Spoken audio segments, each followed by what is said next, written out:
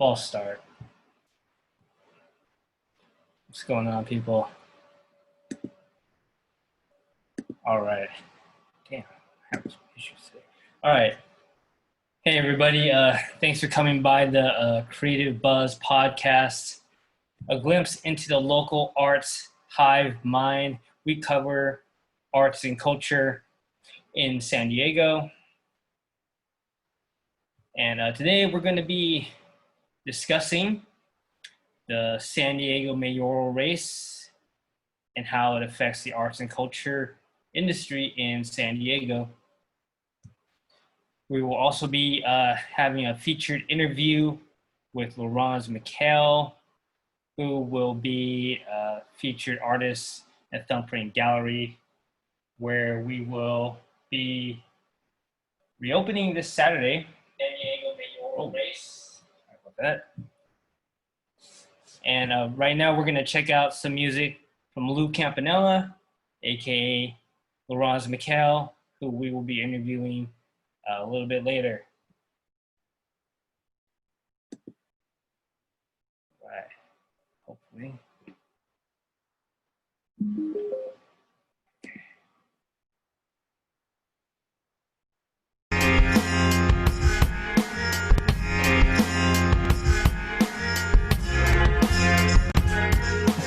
When civilians approach, shout hands up, or are in any way suspicious looking, shoot. Shoot them down, and shoot with effect. Occasionally an innocent person's may be shot, but you're bound to get the right person sometimes.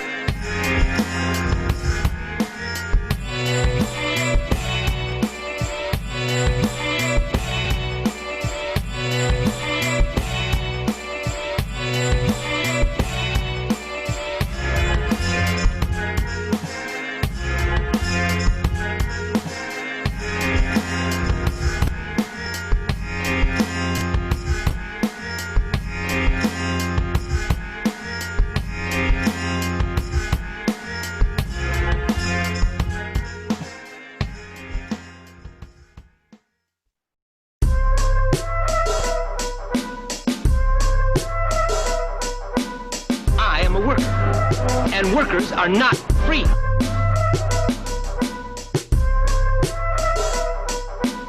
And never will be. And never will be.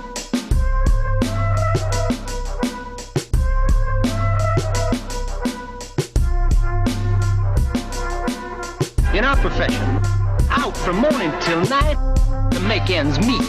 To make ends meet.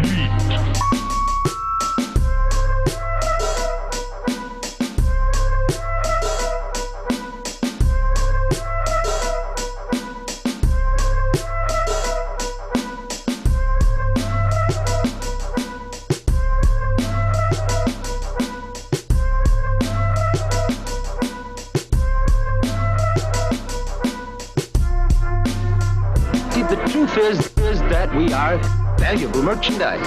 Valuable merchandise. Valuable merchandise.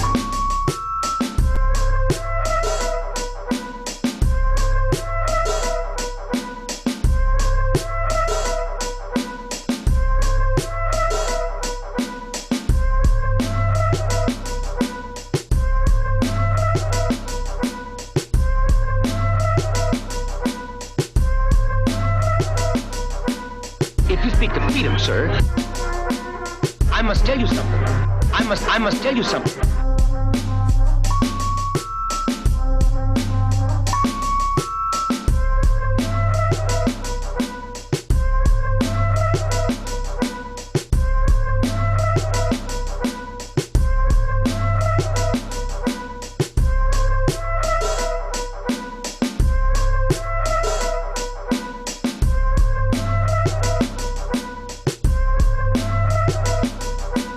I must tell you something. Surely you must realize the injustice, the violation of your liberty. Just tell me then, what's the difference between us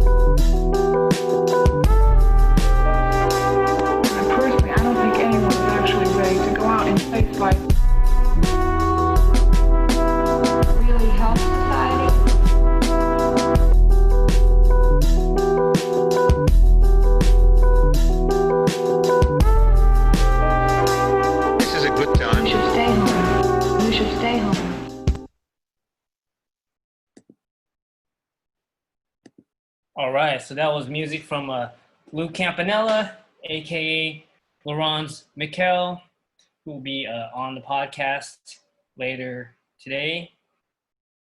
He'll be the featured artist at Thumbprint Gallery when we reopen. Thumbprint Gallery sponsors this podcast, and Thumbprint Gallery was founded in 2009. We curate monthly and pop-up art exhibitions featuring emerging, mid-career, and established artists with a focus on contemporary pop culture, nostalgia, urban art, and pop surrealism. The gallery seeks to provide an eclectic and engaging atmosphere to view art by bringing people together in appreciation and support of local, national, and international artists. Please consider making a donation to our PayPal, info@thumbprintgallery.com, or Venmo at Thumbprint Gallery. Help us continue supporting the arts. Also, don't miss out on our upcoming art exhibition starting on this Saturday, September 12th, titled Different Strokes, New Works by Loursan Mikhail. The gallery will be reopening on Saturdays from 12 p.m. to 4 p.m. It is possible we'll open more days if we see a lot of people coming in and a lot of visitors and whatnot. All right. So today we're gonna be talking about the San Diego mayoral race and how it affects the arts and culture in San Diego. And we'll be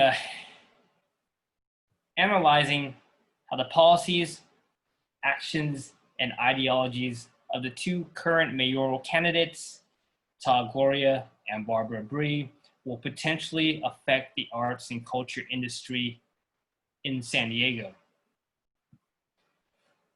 One of the factors affecting the arts and culture industry, which we have been talking about on this podcast quite frequently, is gentrification, which has resulted in rising costs of living and the pricing out of arts and culture-centric businesses such as art galleries and performance venues, as well as working artists in San Diego. The two causes of gentrification, which we have been discussing on previous podcast episodes, are the tech boom and lack of affordable housing. We'll be looking at the two mayoral candidates and their policy proposals, records, and ideologies from this standpoint. We'll also be looking at their records and policy proposals regarding homelessness, which affects the arts because it affects tourism. And we'll also be looking at each candidate's level of support for arts funding. So, the first topic that we will be discussing is the tech boom in San Diego and how that is affecting the arts. In our most recent previous podcast episode on August 26th, we focused on San Diego's tech boom, which is currently and is likely to continue exacerbating gentrification effects and how this will be mostly negative for the arts and culture industry. With this in mind, we would like to take a look at how much each mayoral candidate is likely to capitulate to the whims of big tech. First, we'll take a look at Todd Gloria. It turns out Todd Gloria has been a supporter of the ongoing tech boom in San Diego. In 2008, he promoted and supported the opening of the Amazon Tech Hub in University City. This is from CBS8.com. Amazon opened an 85,000 square foot tech hub in University City Thursday that the tech giant says will create 300 new jobs in the areas of software development, machine learning, cloud computing, and digital entertainment. San Diego Mayor Kevin Faulconer and Assemblyman Todd Gloria attended the grand opening. And of course, as we've seen in San Francisco, which I had detailed in a previous podcast episode, these new tech jobs will come with higher costs of living for everybody, and the gentrification and pricing out of artists and arts and culture centric businesses such as art galleries and music venues. So Todd Gloria seems to be pretty much on board with the tech gentrification movement locally.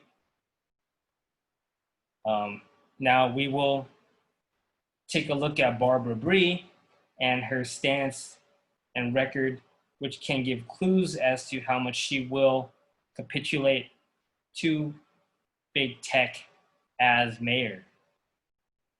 First off, Bree has been supportive of the continuing tech gentrification. She voted in support of the tech hub being developed at Horton Plaza. This is from the San Diego Union Tribune. I think the redevelopment of Horton into a tech hub is essential to the city moving forward, Bree said. The enthusiastic remarks, echoed by the other committee members, came in spite of several concerns raised by public speakers. Some took issue with the perceived rush of construction, which could lead to the destruction of what preservationists, including the Save Our Heritage organization, see as a historic postmodern asset. So it turns out that Barbara Bree, like Todd Gloria, also enthusiastically supports the oncoming tech gentrification of San Diego. But actually with Bree, it goes deeper. Bree actually has a long background in the tech industry, which she actually flaunts as a selling point for her mayoral candidacy.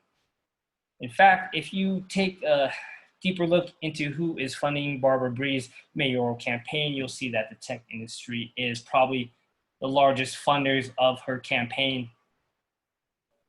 On the San Diego City website, you can find listed as the top contributor to the campaign funding committee, Success San Diego, in support of Barbara Bree for mayor 2020, is a company named MIP Advisors Inc. Now, it turns out that MIP Advisors Inc. is owned by an individual investor named Erwin Pfister, who happens to be heavily involved in tech and computer industries.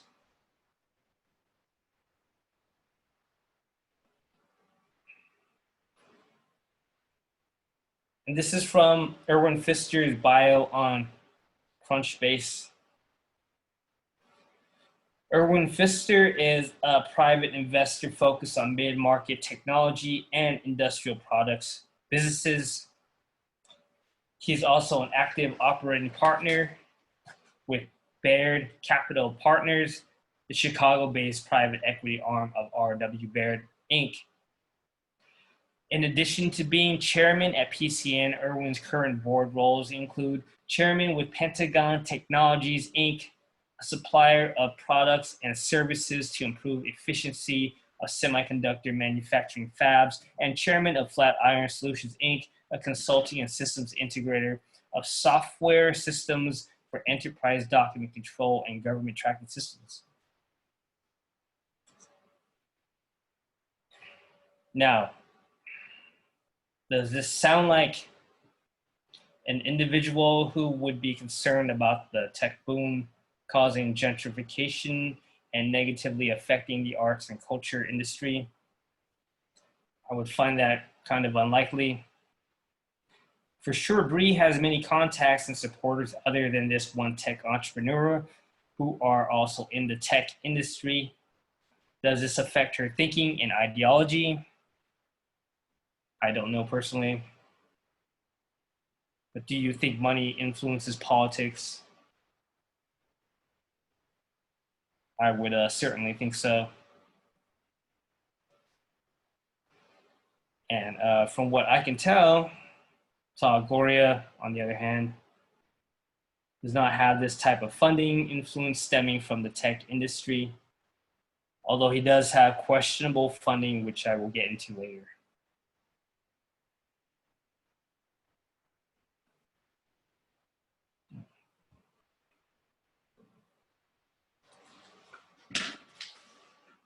So the next topic is housing, which is another important aspect which we in the arts should pay attention to if we're concerned about gentrification effects and being priced out due to cost of living.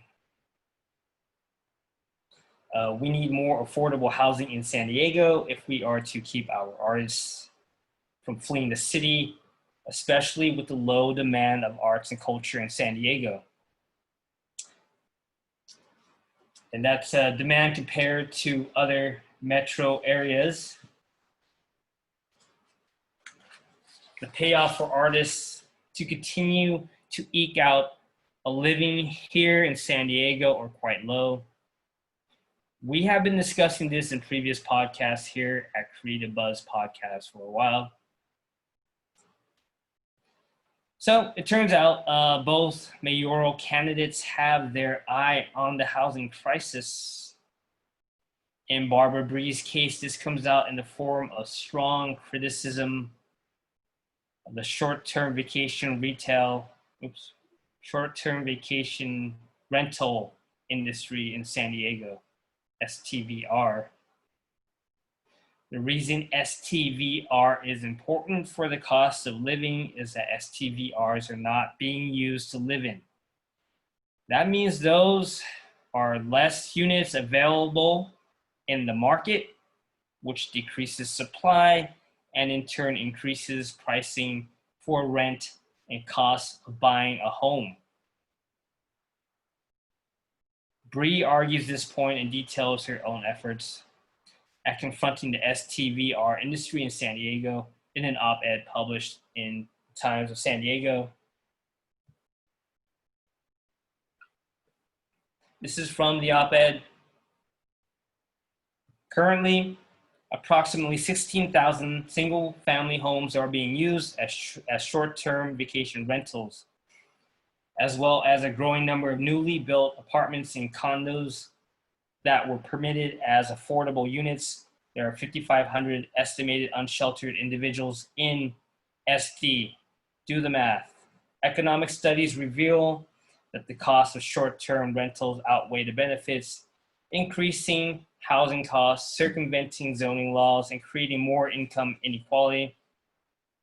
In 2017, the San Diego City Attorney issued a memo stating that short-term vacation rentals are illegal in residential neighborhoods under current zoning laws. In 2018, I led the effort to negotiate a compromise with Airbnb and led the city council in passing new legislation significantly curbing STVRs. Unfortunately, Airbnb spent over $1 million to collect signatures, and the council was forced to rescind our ordinance because we did not want to subject taxpayers to an expensive election and a costly legal battle. So, from this from this op-ed, Bree is pretty much trying to show off her bona fides in going to bat against STVR industry, which I think is a good thing for fighting against gentrification effects, which negatively affect the arts. Todd Gloria, on the other hand, appears to be kind of suspect on this issue. As an assemblyman, he voted against AB 1731, which was designed to greatly limit STVR growth in the state by more narrowly defining instances where a property owner is allowed to run an STVR business.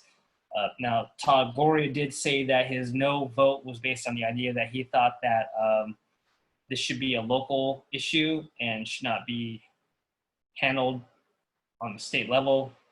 However, you got to ask,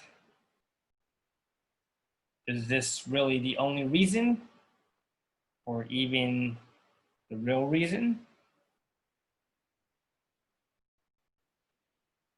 If you look at who's funding Gloria's mayoral campaign, you'll find large amounts of money from real estate development firms and other corporations with a profit interest in seeing more and faster development of real estate. One of these corporate donors is Emerson Construction Inc., which donated $75,000 to Todd Gloria's campaign. The firm builds residential and mixed-use properties. Another is Sun Country Builders, another builder of residential properties, which donated $25,000. Allgaier General Contractors donated $12,000. Also, construction unions are also donating and have an interest in seeing development move forward as quickly as possible. State Building and Construction Trades Council of California Independent Expenditure PAC gave $20,000. And there are even way more than this. And all these entities have a financial interest in pushing development forward quickly. The faster development, the more money the corporations make, and the more dues are paid to the unions. Do you think they are very worried about the gentrification effects of STVRs and those negative effects on the arts and culture industry and the artists? I tend to doubt it.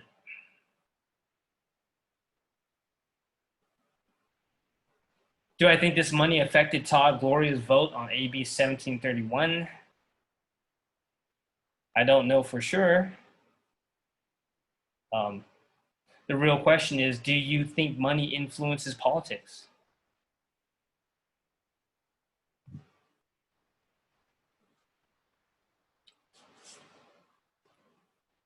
To be fair, Barbara Bree also has real estate developer money coming in, such as $20,000 from Moran and Company.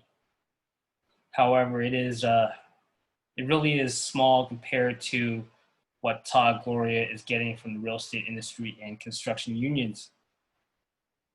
Now, to be fair, both Bree and Gloria have the same stated position when it comes to regulating STVRs locally in San Diego.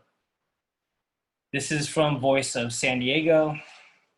In statements sent to Voice of San Diego in multiple public appearances, Bree has said she wants Mayor Kevin Faulconer to enforce existing city codes she believes bars rentals. Bree's mayoral opponents, Assemblyman Todd Gloria and activist Tasha Williamson, have echoed that sentiment. That's from Voice of San Diego. So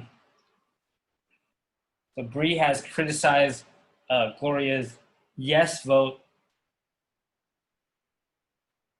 on the very pro-developer bill, SB 330, which she says would destroy neighborhood character by streamlining and deregulating the approval process for new real estate developments. Of course, STVR's limited housing supply are not the only factors causing increasing rents and cost of purchasing a home. Obviously, another factor is the rent pricing itself and the lack of rent control measures.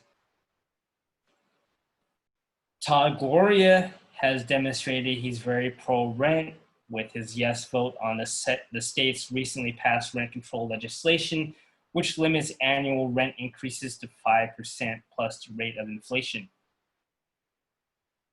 Also, Gloria says he will continue supporting rent control as mayor. I'm guessing this means he would support passing city legislation for rent control. This is from Todd Gloria's website. I support restrictions on rent increases. to eliminate gouging and protect the 46% of San Diego households who rent. Rent stabilization will limit speculative forces in the housing market and help keep costs under control. I support a cap on annual rent increases that would limit rent hikes to 5% plus the annual increase in the consumer price index, or 10%, whichever is less. So, Todd, Gloria's support for rent control is clear.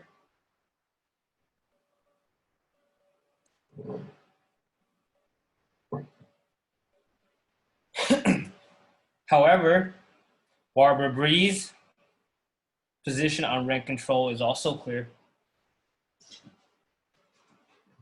except that it is clear that she is against rent control.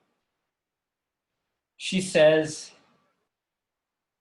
this in an op-ed published in the Voice of San Diego addressing Prop 10, which would have lifted the ban on local governments implementing rent control on certain types of housing.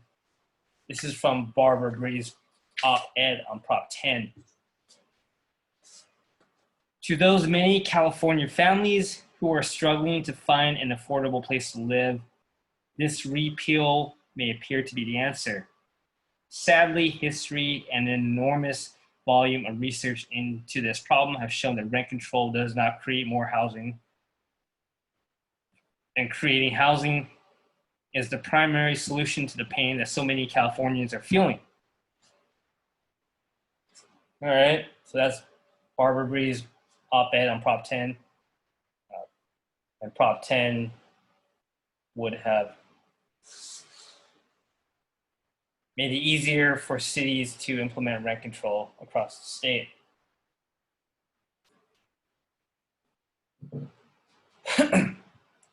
Now,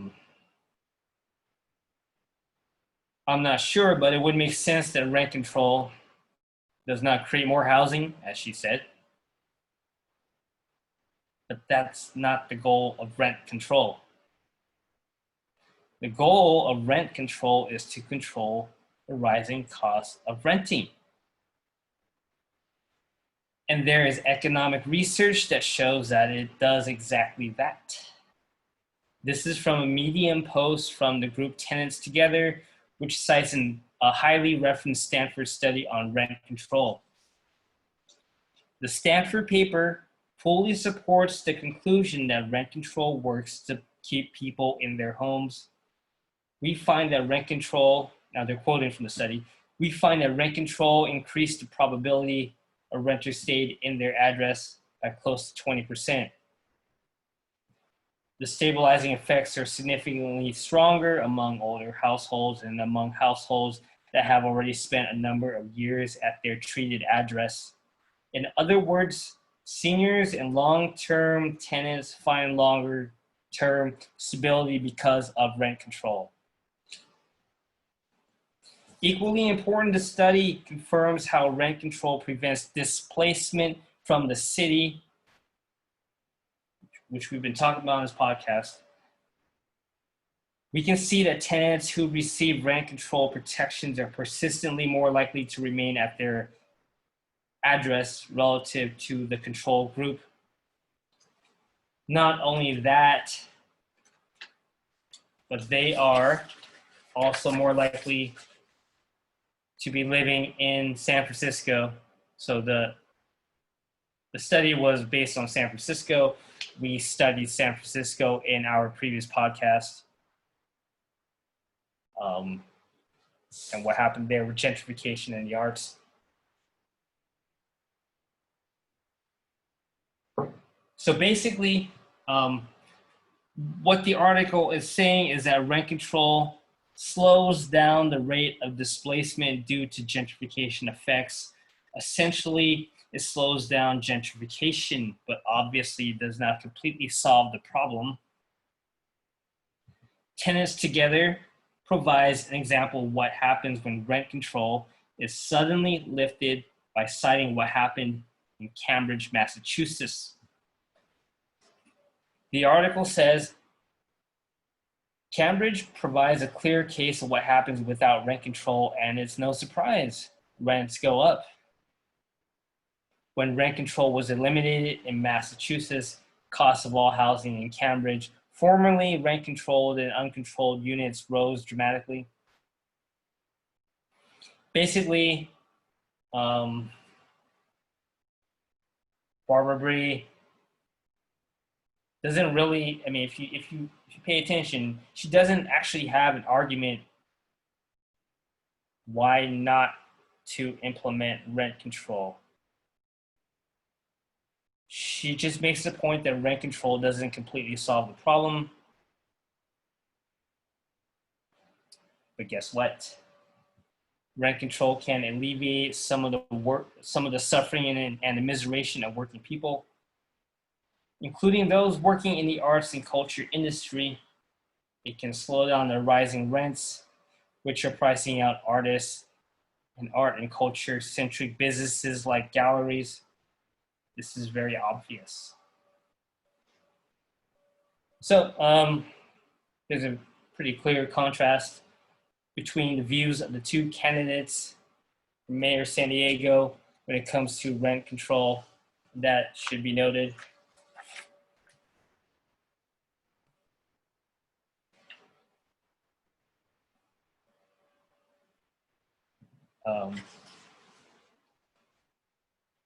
So the next topic we will focus on is homelessness.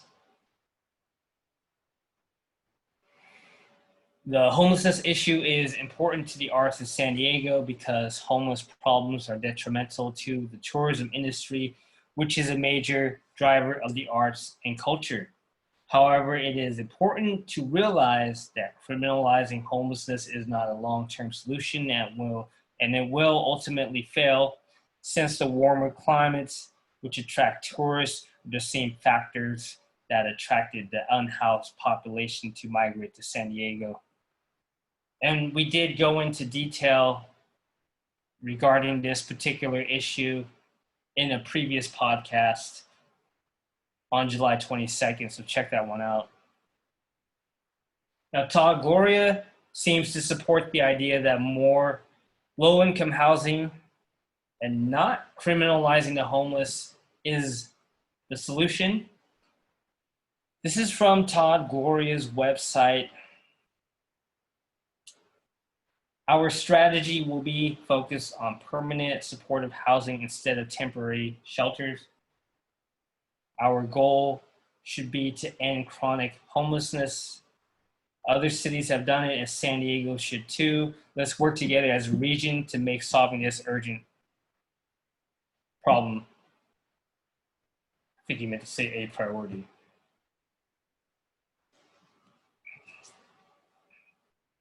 No more Band-Aids, no more temporary tents without a plan, no more criminalizing the existence of San Diego's poorest and sickest residents. It's time we work together to actually end chronic homelessness. This problem is solvable with strong leadership, data-driven decision-making, and accountability for all stakeholders. So that was from Todd Gloria's website.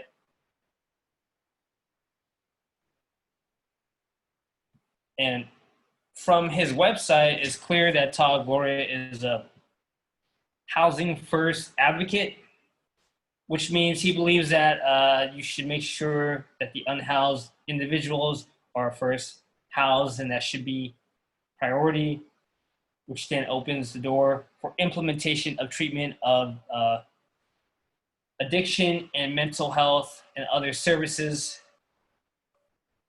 Barbara Bree, on the other hand, was at one time also a housing first advocate, but has since flipped her stance and now believes that mental health and addiction issues should be tackled first before housing, which I strongly disagree with. How do you think progress on mental health is going to happen if an individual is literally having to sleep on the streets? Barbara Bree, why don't you try sleeping on the street for a week or two and see how mental your mental health holds up.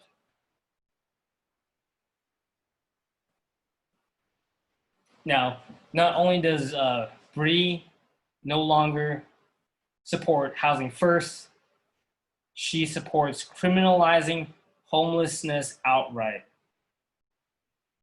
She voted yes on a city measure which made sleeping in one's car a punishable crime. This is from the San Diego Union Tribune. Citations cannot be written under the new law unless people living in cars refuse to move to one of several safe parking lots in the city.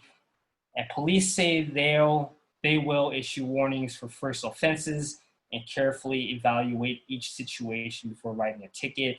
Critics say the new law will unnecessarily criminalize homelessness, punish people already struggling to turn their lives around, and further deepen the local cycle of poverty. To write a citation, police could rely on anything they deem as evidence of sleeping, bathing, or eating in a vehicle, such as bedding, cookware, food, water, grooming items, or containers of human waste. Other evidence they could use under the law includes obscured windows, evidence of human waste near the vehicle, excessive trash, or temporary furnishings.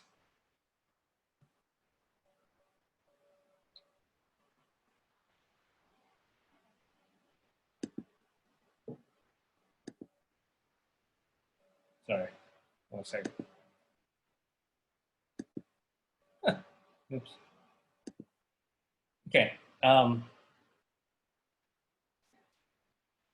From my perspective, it's clear that Todd Gloria's view on solutions for the homelessness crisis will not only be more effective, but it'll be more humane and with a better chance of longer-term success.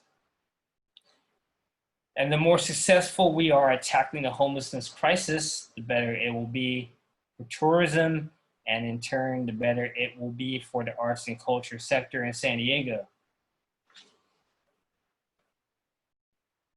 All right.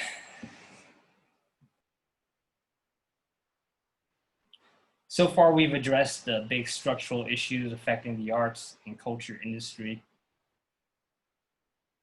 In the long term, and I do weigh these issues more importantly and heavily than others in this particular analysis. However, we should also see what funding for arts these two mayoral candidates have advocated for in the past as an indication of what they might do in the future. So, Todd Gloria, as an assembly member, secured $9 million for the revitalization of Building 178 in Liberty Station. This is from Todd Gloria's press release.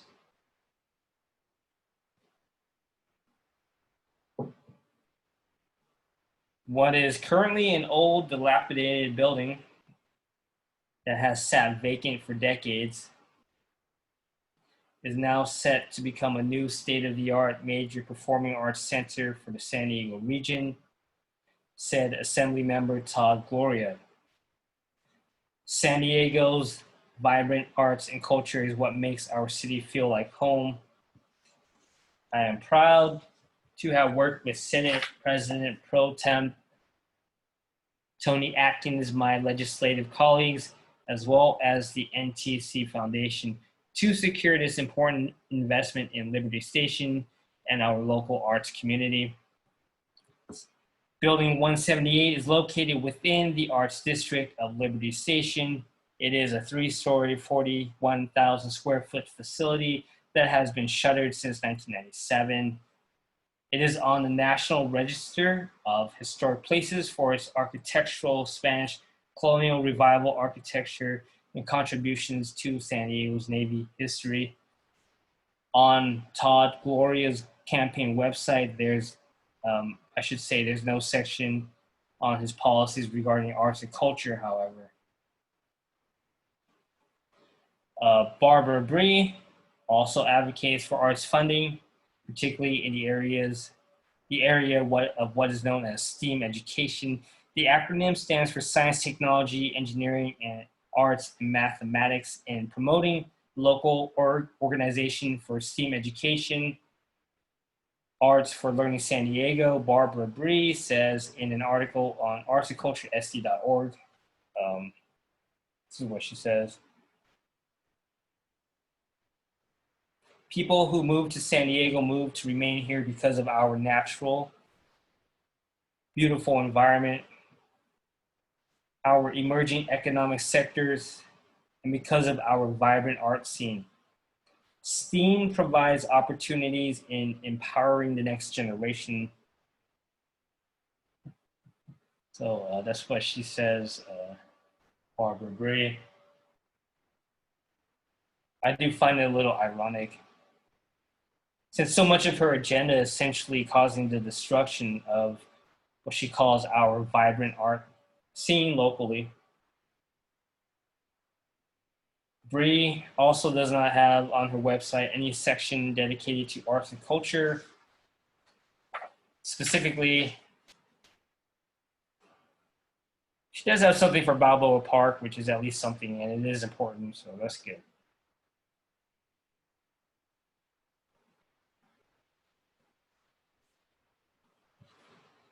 So just went over the analysis for the San Diego mayoral race from the lens of San Diego arts and culture industry.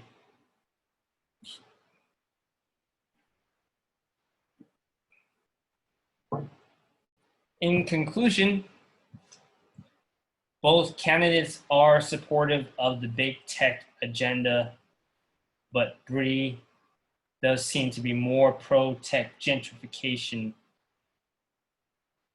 On STVRs, Bree seems to be more anti-STVRs than Todd Gloria. Bree is an anti-rent control candidate, while Gloria supports rent control, which I think is the right position in terms of the arts sector. Clearly, Gloria's position on homelessness is better than Barbara Bree. The way I see it, both candidates have parts of their ideology and agendas which could likely exacerbate gentrification.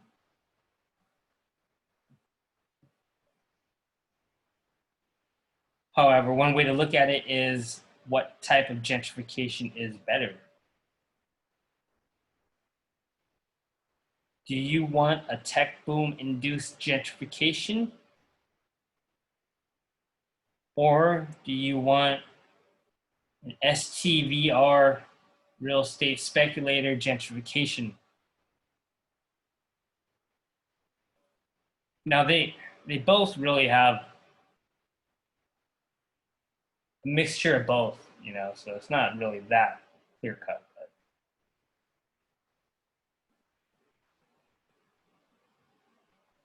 it kind of comes down to, again, choosing the lesser of two evils.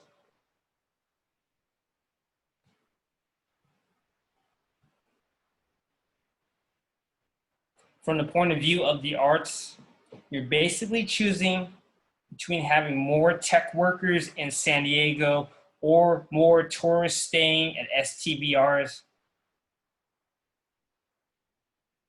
Now, the tech industry does not foster an art-consuming culture, which we have detailed in depth in our last podcast episode on August 26th.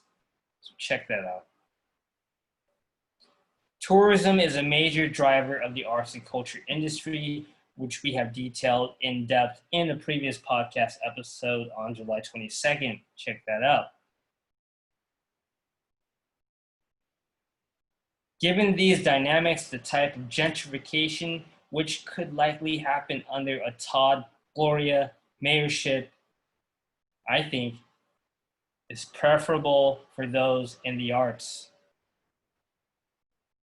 Also, Barbara Bree's terrible, immoral stance and wrong-headed ideology revolving around homelessness really seals the deal,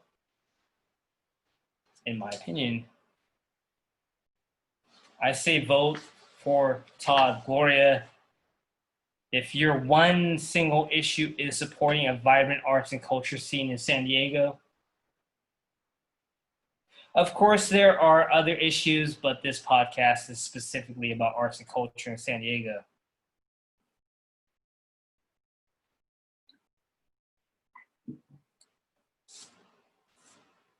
And another way to support the arts and culture in San Diego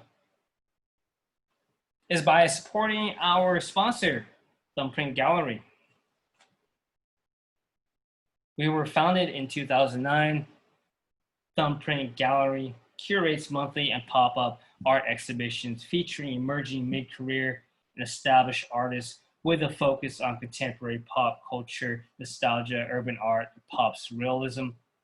The gallery seeks to provide an eclectic and engaging atmosphere to view art by bringing people together in appreciation and support of local, national, and international artists.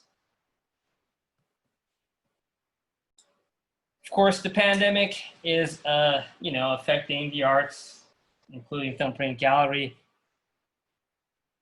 Please consider making a donation to our PayPal info at thumbprintgallery.com. Venmo is at Thumbprint Gallery. Do not miss out on our upcoming art exhibition starting on September 12th, this Saturday when we reopen. Titled Different Strokes, New Works by Loursan Mikhail. The gallery will be reopening on Saturdays for now, from 12 p.m. to 4 p.m. It is possible we'll open more days, but we'll have to see, how many people come in, how much money people spend, etc. I also want to let you guys know about Horrorgasm virtual convention, October 2nd through 4th. Just because we can't be with you doesn't mean we still can't make you scream. At the Horrorgasm 2020 virtual convention, get ready for us to reach right through the computer screen and give you the scare of your life. We're still bringing you all the features from 2019's live show, as well as adding a ton of new content for 2020, and much of this year's content is 100% free. You get access to the Artist Gallery, Vendor Marketplace, Haunted Library, and Fan Zone for free. If you step up to the general admission package for $10, you get access to everything above, plus exclusive interviews, special horror-themed entertainment, the Indie Meme Film Festival, and much more. And for $25, you can get everything in the general admission package, plus a special package full of exclusive merchandise. Sign up today. Horrorgasm virtual convention. We'll post a link in the Facebook event page. Contact me if you need any of those links or information or anything.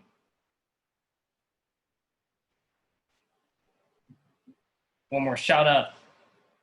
Take a Deep Breath, an album of original contemporary poetry, music, making sense where nothing else does. Original poetry by Igor Goldkind, music by Frederick Iriarte and Igor Boyko. The multimedia work was written and produced during the pandemic in Stockholm, San Diego, and Moscow. It is intended as an artistic attempt to help us live with uncertainty and survive catastrophe living. Take a deep breath and step out of your comfort zone. Just don't look down. Take a deep breath.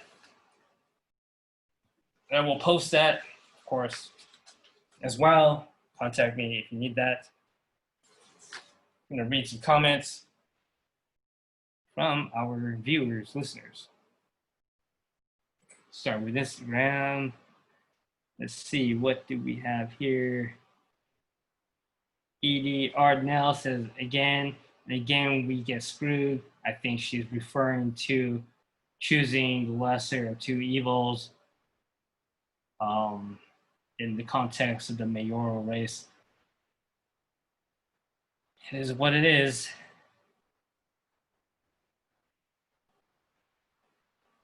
Art by Aaron M says restate the hours, please. The hours are set every Saturday from 12 p.m. to 4 p.m.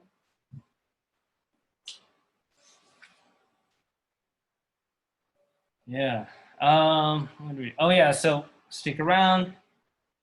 We're going to be interviewing Loursan Mikhail, who has his featured art show at our reopening this Saturday. I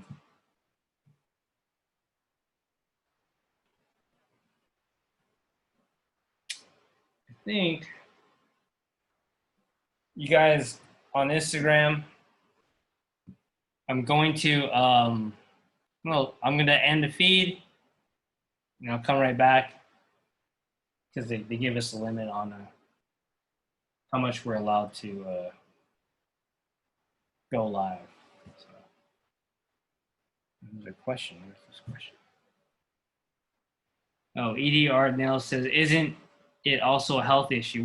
I'm not sure what you're referring to. But yeah, let me know what you're referring to. And I will tell you what I think. Okay, I'm going to end this, but I'm going to come right back, okay? And here's music from Lou Campanella, a.k.a. Loursan Mikhail, who will be interviewing on the podcast. Hey.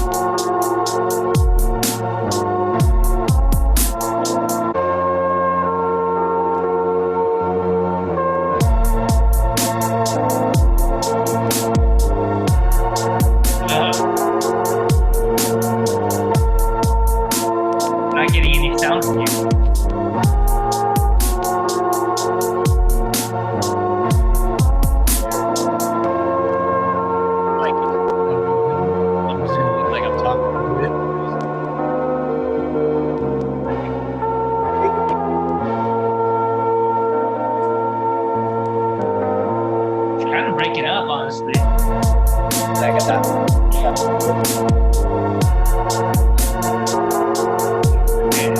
Maybe it's because the music's on.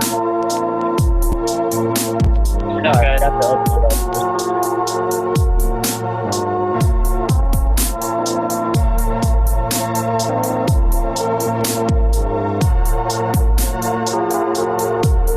Why these tracks not very loud?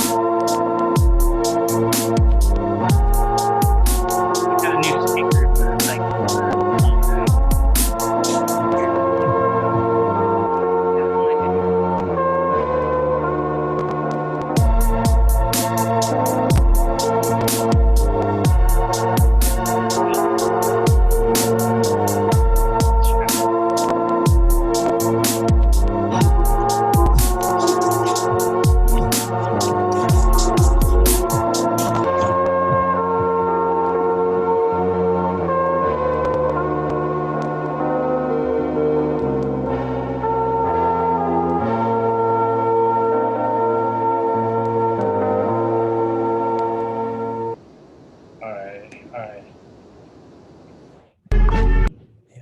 Turn Yeah. the off. So we're back. Creative Buzz podcast. We got Loursan Mikhail, featured artist at Thumbprint Gallery. What's going on, dude? What's up, brother? Chilling. I'm gonna read one comment real fast. Edie Ardnell says homelessness and evictions are a health issue. That is very true. Yeah. I guess evictions are stopped for now, but we're kind of in a precarious situation. But anyways, got Loursan Mikhail on the line. What's going on? Not much, brother. How you doing? Good. Long time listener, second time caller. This is the third time you've been on the show, actually. Third or second? This is the second time officially, but the first time you just cruised through before we even had a name for the podcast and before we even knew it was a podcast. Oh, okay. Well, we got Rocky with me today, so it's different. Shiba? Yeah. Shiba. The doggy? One of them. Oh, yeah. So, yeah, Loursan, you got a featured art show at Thumbprint Gallery. Looking forward to it. Before we get into that, for those who may not know, maybe you can tell us a little bit about you and how you got into art briefly before we get into talking about the art exhibition. Okay. Yeah, so basically I grew up, I was born in Baghdad, Iraq, grew up in Chicago, did a lot of graffiti growing up in the 90s, early 90s. And from that, just kind of started drawing comic books. Always loved, like, my favorite was Spawn, still is. And did that, joined the Marine Corps, didn't really do much. Who's your favorite? Who's your favorite? Spawn. Oh, it's all coming together. Okay, I'm gonna bring that up later.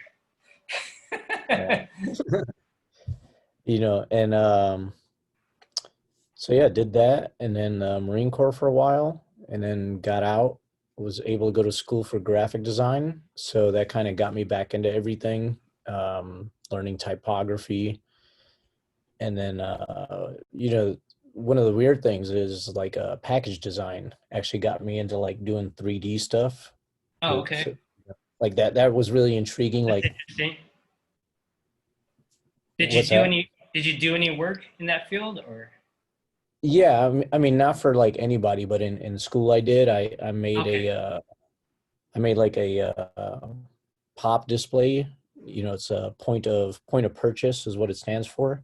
Okay. So it was this little, it was a hexagon box, and it had a big box, and then inside of it, it had, like, two, you could fit, like, three more little boxes in there, 3 or 4. and as you took one out, the next one would slide down, and it was a hexagon shape, and Okay. it was like for dog. It was fictionally for a dog food company or something like that. Huh.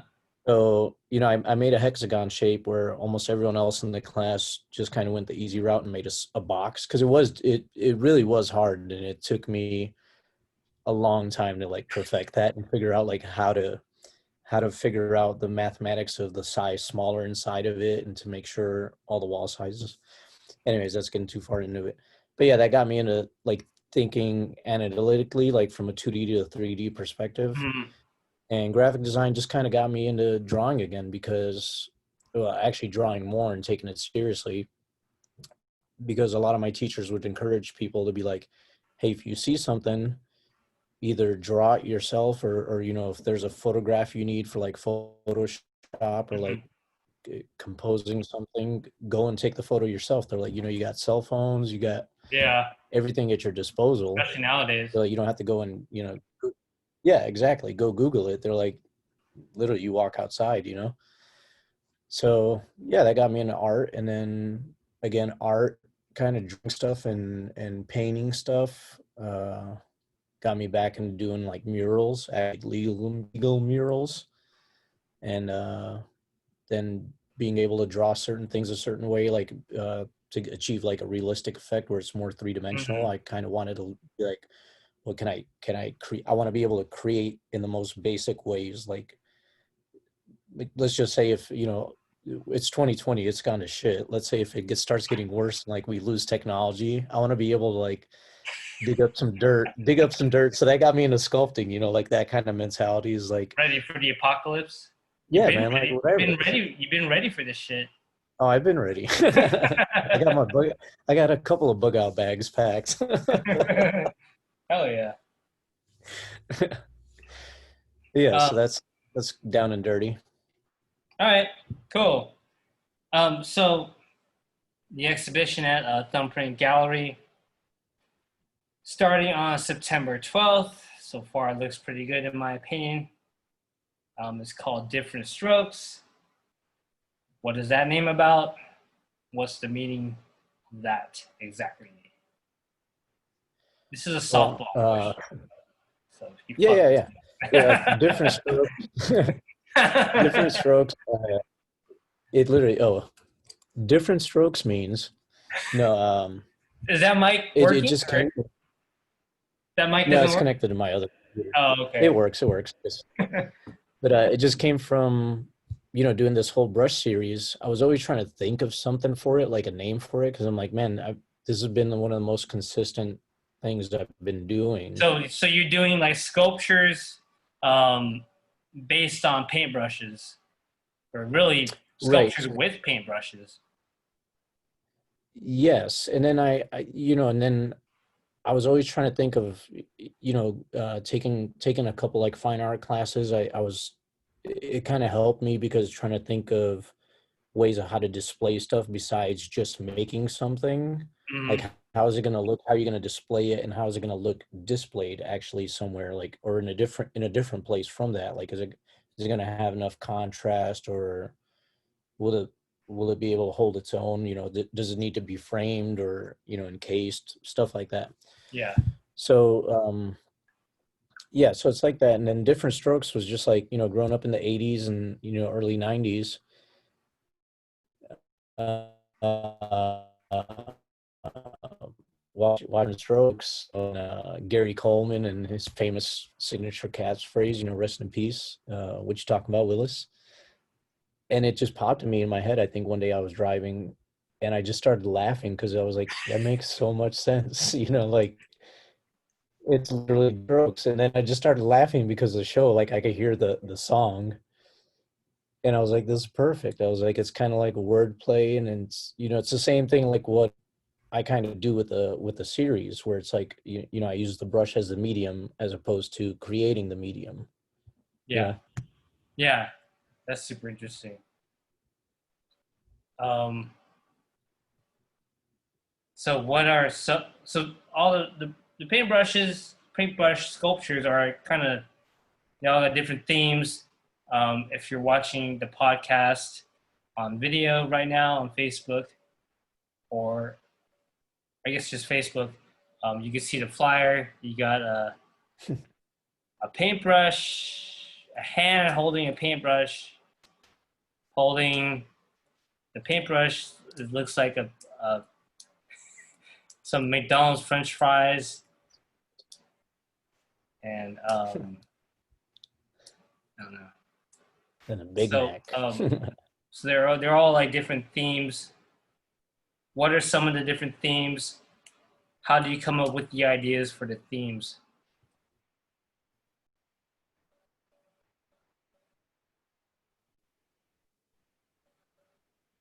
Uh-oh. All the Frozen? unhappiness. I don't hear you. I am. Am I back? It's weird. What happened? Huh. Hold on. Okay, now talk. Can you hear me now? Yeah, what the hell? I think I turned off the speaker. I did. That was Thought on you my. said thought you said I was frozen. It looked like you were frozen too, but so more than likely you could hear. More than likely they heard everything on Facebook, but then me and Instagram didn't hear anything. So whatever. Okay, yeah. So no how? So Yeah, go ahead. Continue. Sorry. yeah, for like the brushes, like the one with the fries, it just made sense to me where I don't know. I always remember seeing like some ad where it had like it was Photoshop, where it was like a brush and it had like spaghetti coming out of it, but it was like it was really popular on Instagram. I remember seeing it like a bunch of times, but it was like crudely done. I was like, maybe they did it to show that it was done like that, a contrast. Yeah. And I kind of remember that, and I would sketch, like I always remember like from graffiti, like there's always the can characters. Someone will always do like a can character. So always trying to do like the can as like, a theme of something. And, I had done a few cans like that where you can paint on the outside, but I was like, okay, you can't really do too much with the can physically, like in its own shape. So I think I was just looking at something else, and I was like, well, a brush. And the first thing I did was the bullets. What was a bullet brush, and I actually like just started putting them in there, and I was like, there were 5.56 rounds from like a M4 AR-15, and they fit in there perfect, and I was like, into the paintbrush. Man, into the paintbrush, and I was just like that kind of like started the whole process, and I kind of went with like a bullet theme at first. I had the bullet roller or the paint roller where it was like on a roller with a belt clip. And then I still have another one that I haven't actually fully done. Like I've had the concept, I just haven't put it to actual physically making it. And that's kind of it. Like I'll just try to imagine something to where like a brush, like, like advertising, they'll or writing something in literature, people use a brush or, a pen, whatever you want to call it, to either give a scene or give a certain emotion or a feeling with something for a drawing or somehow something's written. So I think by taking that away and kind of like just putting the truth straight in their face, kind of like where it's like subtle but not subtle. So it's the message isn't muted. You're not trying to say like, oh, McDonald's is delicious, or like, guns are cool. Like nothing against legal gun owners and the Second Amendment. If you're smart and know what the hell you're doing, that's a whole nother conversation. But I think it's just like our reaction to stuff when it happens, and like the two different vast sides, and we can never come into like common agreement. So it's always weird. It's like perplexing. So it's kind of like that. And sometimes, sometimes like how the ideas come to me is literally, I'll just be sitting there and kind of thinking of something, and it'll pop into my head, and I'll be like, I wonder how that looks. And then it kind of just goes from there. Like a lot of the stuff that I did for this show, was just like on the whim. Like I thought of it, like the letter brush that I posted like a little preview of. Mm-hmm. I think it was just like seeing a lot of like the USPS stuff, and then I was just A like, lot of and then doing a lot of oh, graphic design. I was yeah, like, yeah. So yeah, the pieces and then like, the piece incorporates a lot of USPS logo imagery and branding, really. Kind of like pop mhm. art, really. You think Yeah, you look yeah, at and yourself as it's a pop artist, like Andy Warhol, kind of? I think in a way, I guess I can't get away from it because I mean, it's not like I'm promoting it. I'm more Mm-hmm. kind of like Makes uh you think about it. trying to yeah, trying to take away like the pixie dust and like all the Yeah. glitter and the glamour of Mm-hmm. it. Just showing it for what it is. Like, hey, this is what advertising is telling you, but this is the Yeah. reality of it, Like, and then kind of just like leaving the message for the viewer to kind of figure out what it's about, I guess, because Would you, everyone's going to look at something. would you say advertising is like a source of inspiration or critique that you use in your art? Yes, I definitely would. I think from like graphic design, always being told in school, like, hey, like I had one teacher, she was like, if Nike hired you or offered you a job, you wouldn't take it. And I was like, no. She was like, you serious? I was like, yeah, I'm absolutely dead serious. I'm like, I would never work for Nike, Then what you say? and I've What thought about a lot of stuff. smack you upside She was like, yeah, she's like, oh, you'd do it if you needed the money. I was like, no, I really wouldn't. I'd figure something else out. I- I'm She's like, I'm at calling the you a point where I'm liar. not gonna, She called you a liar. yeah, like that. Or more like I would be an opportunist, I guess, where I would try to, depending on my situation, I would sacrifice morals, Yeah. like it wasn't something that I would hold on to diligently. So you have some, values and whatnot when it comes to art and politics and social issues. A lot of your art has a political undertone and many times overtly political. Why is that important to you as an artist? And I don't really say my stuff is political, more like Hmm. social and on a human level, because in Sure. all honesty, it's common sense. And that's how I look at it, because I've had a lot of people tell me, oh, well, you do a lot of, anti-Trump stuff. And I was like, but yeah, he's the president. I was like, I wasn't really making art. And I really wasn't at all when Obama was Hmm. in the White House. I was still in the Marines. So that wasn't even on my mind. A little busy. Yeah. Yeah. And, A little preoccupied in making and, sculptures in and the barracks. yeah. And it's kind of like advertising. It's like you see it and you see how stupid it is. And it just like the target's right there. And my brain just kind of works to like reverse engineer something or Mm-hmm. turn it into like a clever pun or you know make some like pop surrealism with it or something like that, Yeah. I guess. What kind Just of try to reaction? offer a perspective. What kind of reactions have you gotten from the political or the more social commentary stuff? Good, bad, anger, death threats. None of that. What has None of happened? Okay. that. So far, who knows, but majority of it's been pretty well received, Okay. um like I think the one that I've been able to stand there and like get any criticism like in real time has been like the toilet that I had, the Trump toilet, the douche Trump. And Yeah. What was that about? Explain that to people. so that was literally a physical toilet like you have in your bathroom that I painted. uh Originally it was white, and then everyone was telling me about the gold toilet, looked it up, so then it was gold, but it had the presidential seal on the lid. The And Trump's then gold toilet, allegedly. I don't know if is that real? Whatever. I guess I whatever. think it is. I think because Okay. I googled it and I was like, wait, he really has a gold toilet? And then I was like, oh my god. Does it flush So better? Whatever. I don't know. Probably not. I mean, he takes golden showers now. But look, no, so I that's think what it was. that's And then real. That's real. That might be real. I think that's real. The dossier. it could explain the skin, maybe it's a condition, not a tan, like maybe it's a pH reaction to ammonia or I don't know. That's fucked up.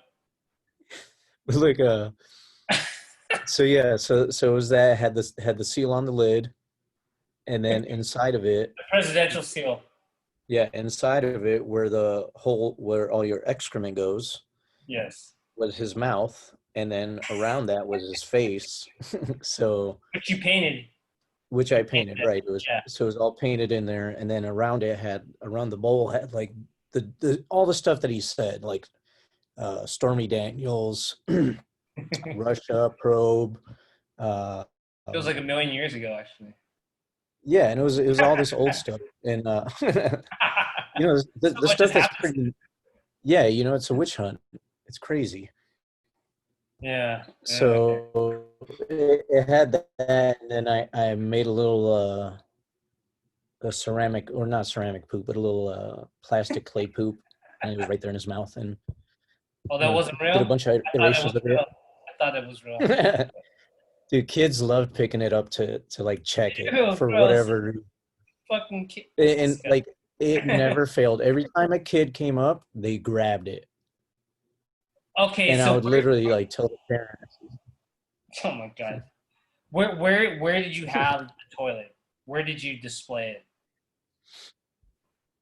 I had it at my buddy Robert Bloom. He does Connect San Diego, so that was the first place I displayed it at, like for a show. The first time I had it was I kind of squatted at the Little Italy Art Walk. I kind of did like I guess a guerrilla art, public art kind of thing, where I just put it there, and it was literally in front of the Mexican embassy. I forget like the actual name of it. It's like, Yeah. so it's funny because it was just like a message. It was like, oh, we looked up and we were across from it, and we're like, we'll just go there. Had it at Connect, like I said, at Mesa Gallery, Mesa College Gallery.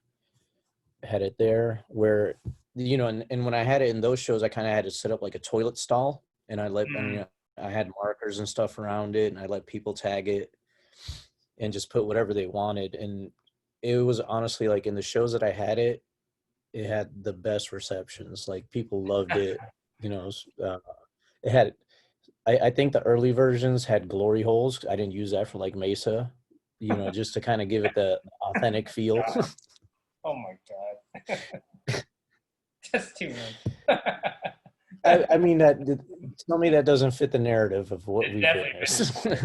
Obviously, it fits the theme, everything. Yeah, so and then it made its final hurrah was at the Hollywood Walk of Fame right in front of his star. And Right in I front of did it Donald Trump's the star, day, the Hollywood yeah, star. the day Yeah, okay.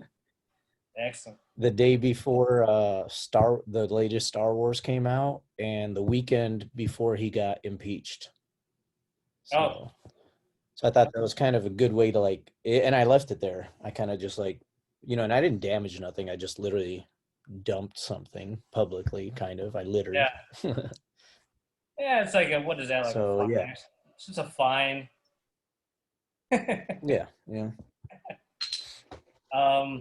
Tax rich. Yeah. Along with being a visual artist, you're also a musician and a beat maker. We were just playing some of your music. I've noticed that you've been pretty busy with that, along with working on the art exhibition. Yep. Are the creative processes for music and visual art for you connected in some way? I think because I used to do music a lot when I was younger. I used to like MC, and that was like kind of my dream to grow up. I actually moved to New York to do that. And then Oh, really? I didn't know that. Yeah, I didn't know that. expensive. Yeah, it was in What? it was in 2000, I think 2000 or 99. And I went and stayed in Long Island with my uncle, and I Mm, was driving from Long Island to West Nyack near the Bronx, and that was like a 2.5 hour drive one way, I think.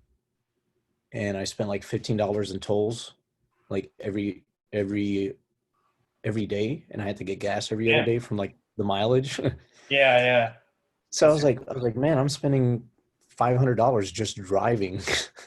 It Damn. was like something ridiculous. And I was like, that's how much like I think that was like the price for a 500 square foot studio in the Bronx.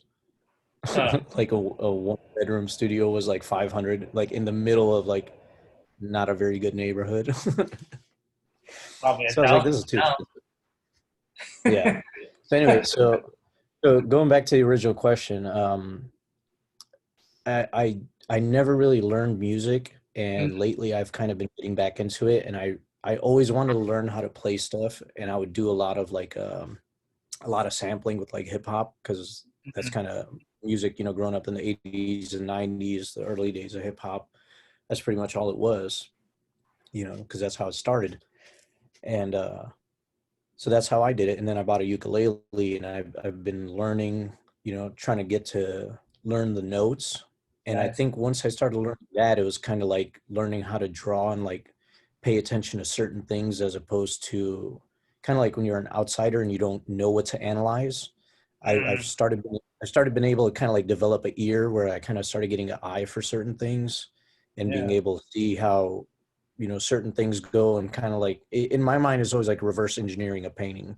It's like I kind of like I can dissect it in like layers, like 3D layers, and I'm like, oh, okay, that's how the if I'm able to look at it in person. Mm, So with music, that's kind of how it's been. Where lately, like I'll listen to like I'll just go on YouTube and try to find some random, like Ethiopian jazz or Cambodian sounds funk, interesting. the That sounds 70s. neat. Yeah, it's something like completely like Gotta send me some obligatory that links to you that would. Ethiopian jazz, man. What the fuck? You been holding out? Oh, dude, it's awesome, man. Like some of it is just like it's amazing. Like Fela Kuti, man. I don't even know if I'm Okay. saying it right. Oh, okay, yeah. But that's more Yeah, well like known, Afrobeat But then stuff, there, yeah. yeah, but then there's like so many other ones that are like not on his like radar. I won't say Sure. level, but on his radar where people know about them. Yeah, yeah, yeah. And I've been able to like kind of like I'll hear a little tone or a ting, and then now I've been able to just like I'll start like tweaking little knobs, and I'm like, you know what, this is exactly what everybody does, like from learning how to do art. I'm like, Mm, the whole process of learning how to do stuff has been failing and like experimenting, and that's kind of the same thing I'm doing with oh, music now. So I that's true am with starting to see a everything. relation with it. Mm, Yeah, it's like a pattern. And especially with like digital music, like you kind of paint it so it's like different colors, and then in all actuality, like I think we talked about this, like how every note has a like a certain vibration that produces a pattern, and it's has a certain color and a yeah, frequency and all certain that. frequency it hurts something. I'm not sure if I'm Yeah. wording right. Like certain frequency, every color has a frequency. Hmm. And I think like there's a huge Oh, relation between that, like and I do think it helps a lot, because a lot of times I don't know, it just helps the process. Like I'll literally be sitting here and like thinking, listening to something, and I'll hear that little, a blip of a certain key, or a stroke of violin, or not a stroke of violin, but a strum of violin. And I'll be like, or trumpet. And I'll be like, man, that would sound really dope if you could like just loop that, and then kind of like stop it right here and kind of like chop mm, it up.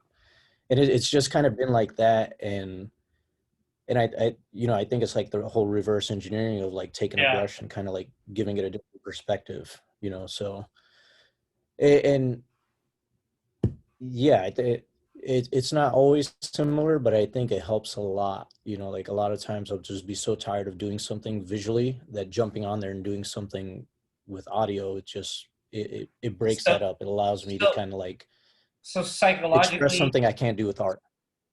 psychologically, does it work together? Like once you start one engine, like the art engine, the visual art, does it start up the audio and vice versa? Does it help both sides? Kind of.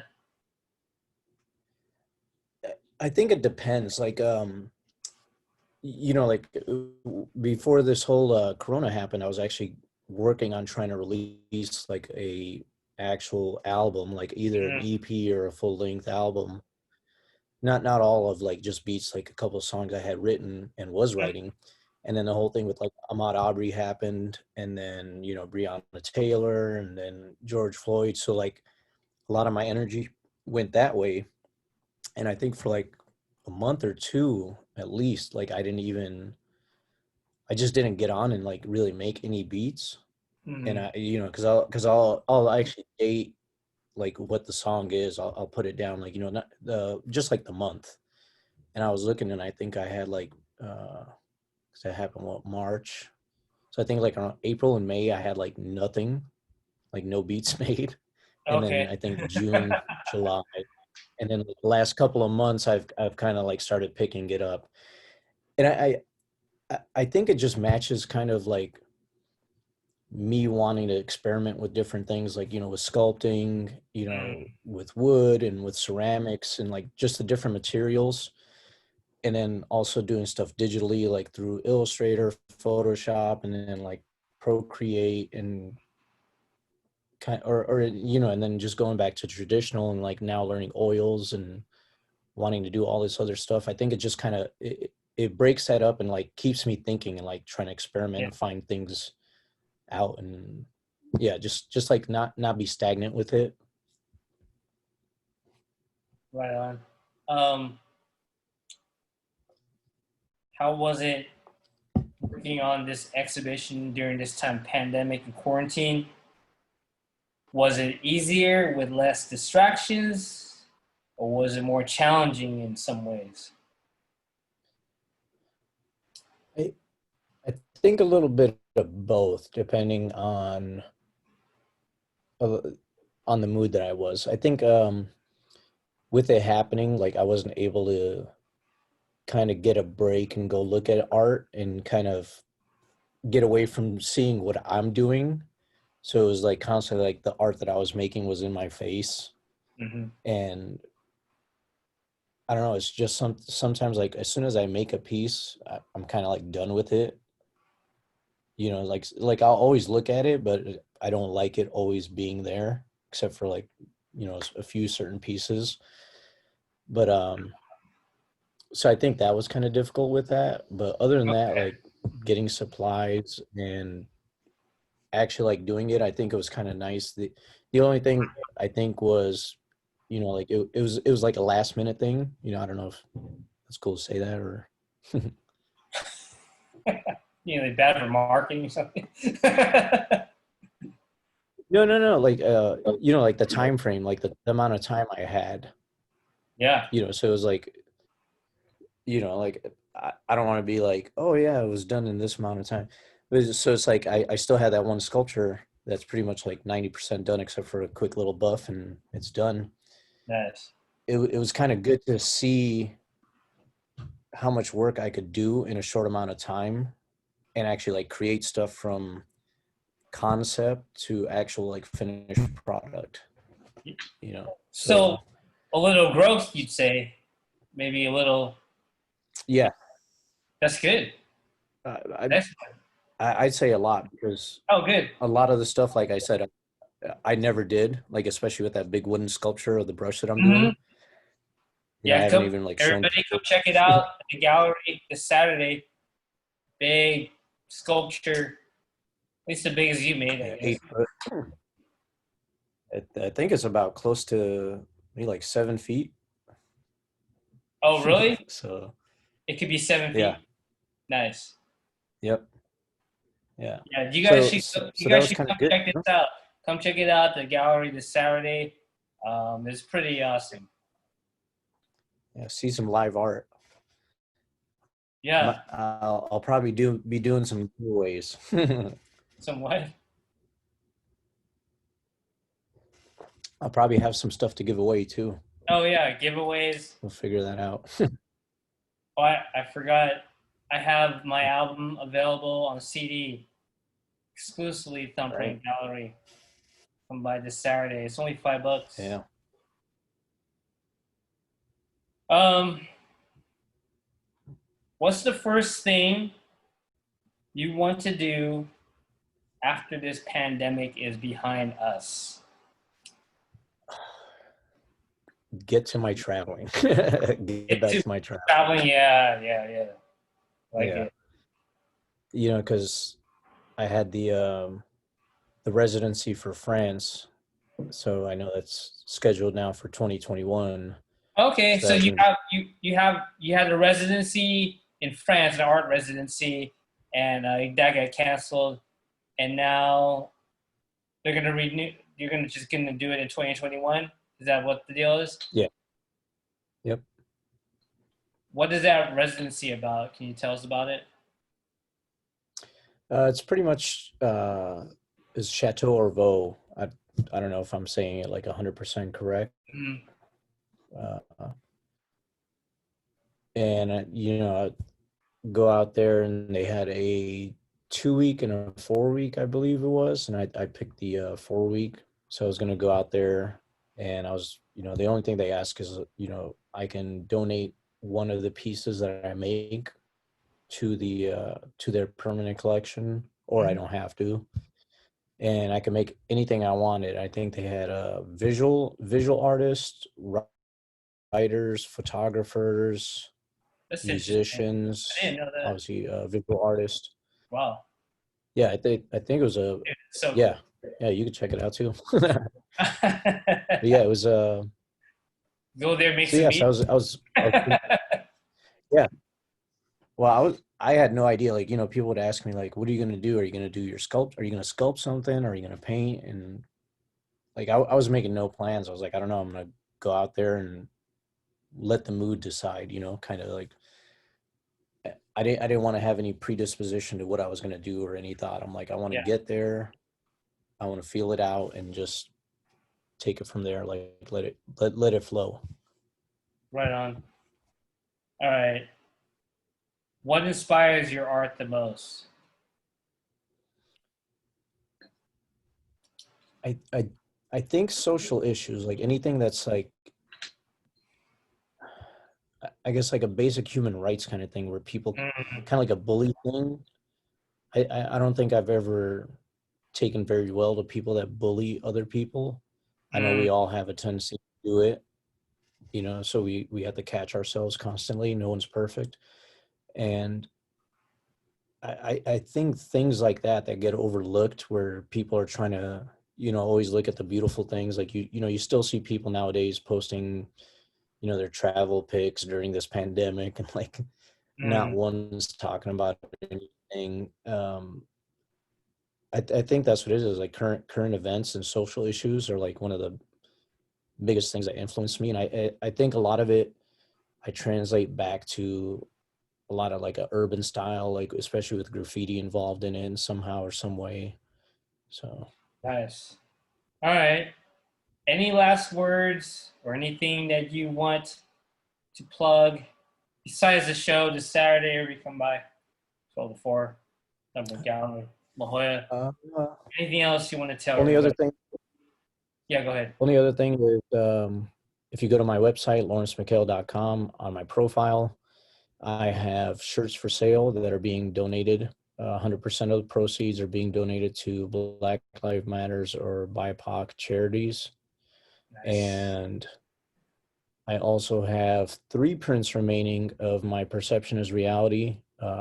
Yeah. And those are $30. And I am donating 100% of those as well to, I donated them to Defend the Wall, and I'm probably going to mess this up because I always try to correct myself, the Kumeyaay Mm-hmm. um, Instagram page, donated to them.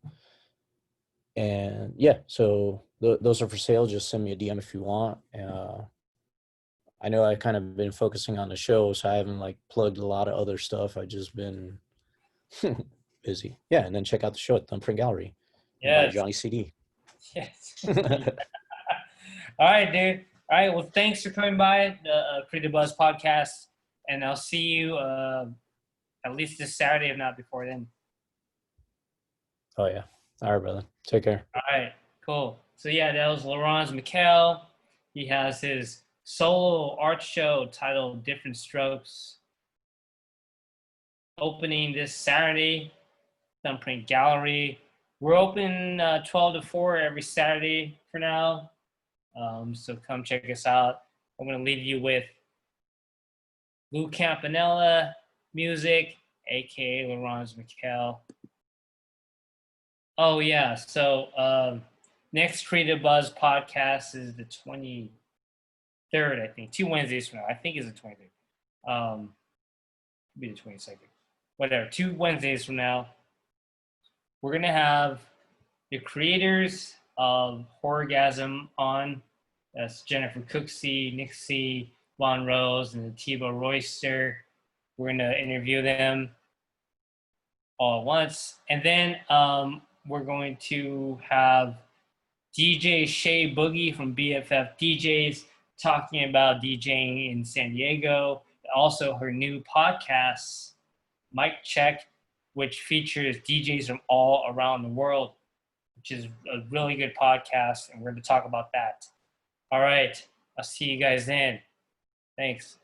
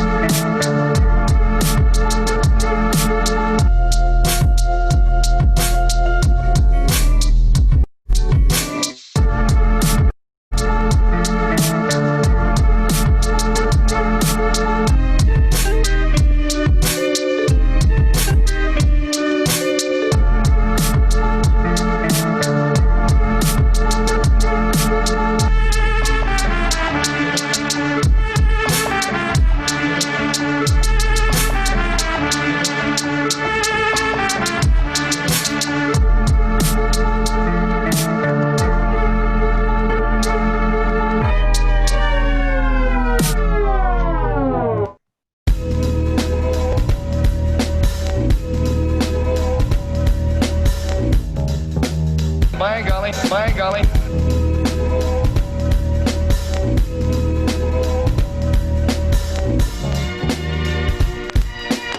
Does it have historical significance? Was this a pleasant thing?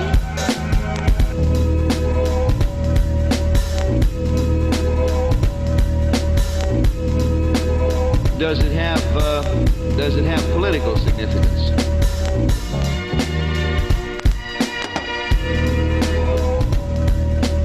By golly.